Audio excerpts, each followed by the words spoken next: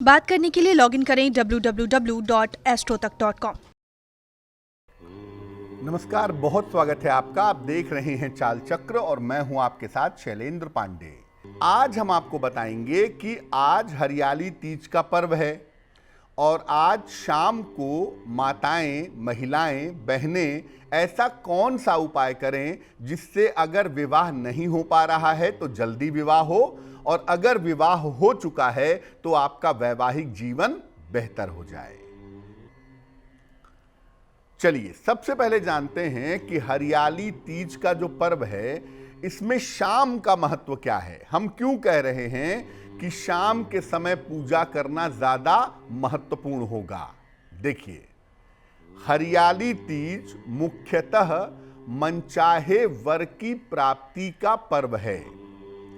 ये कुंवारी कन्याओं का पर्व है मुख्य रूप से। हालांकि विवाहिता महिलाएं भी इसको मनाती हैं, लेकिन देखा जाए तो अच्छे पति प्राप्त करने के लिए, मनचाहा पति प्राप्त करने के लिए कुंवारी कन्याएं इस पूजा को करती हैं।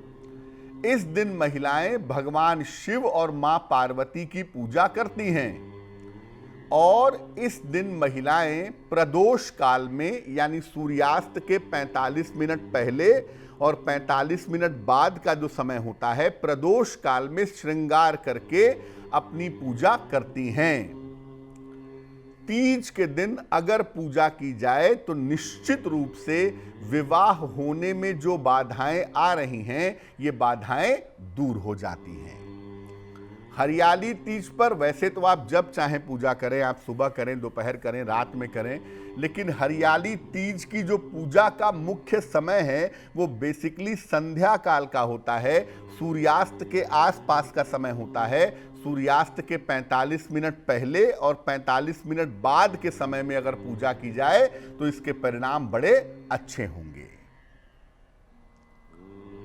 अब ये जानते हैं कि हरियाली तीज पर पूजन के लिए किन बातों का ध्यान रखना चाहिए।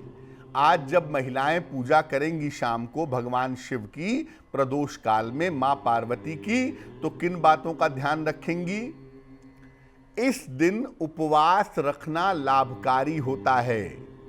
अगर आप हरियाली तीज के दिन उपवास रखती हैं और रख करके पूजा करती हैं तो बहुत शुभ होता है। लेकिन अगर स्वास्थ्य अच्छा नहीं है या अन्य कारण हैं, अगर आप उपवास नहीं रख पाती हैं तो केवल सात्विक आहार ग्रहण करिएगा, यानी प्याज, लहसुन, मांस इत्यादि का प्रयोग मत करिएगा। साथ ही साथ इस दिन महिलाओं को विधिवत श्रृंगार जरूर करना चाहिए। चूड़ी, बिंदी, सिंदूर और अगर शादी नहीं हुई है तो चूड़ी, बिंदी, मेहंदी ये सब लगा करके विधिवत श्रृंगार करना चाहिए।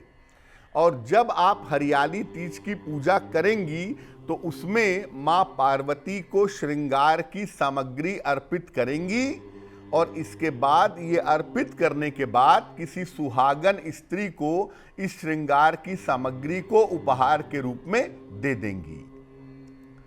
इस दिन यानी हरियाली तीज के दिन महिलाओं को, बालिकाओं को ज्यादातर काले, सफेद या भूरे वस्त्र धारण नहीं करने चाहिए। लाल और पीले रंग के वस्त्र या लाल और हरे रंग के वस्त्र अच्छे होते हैं।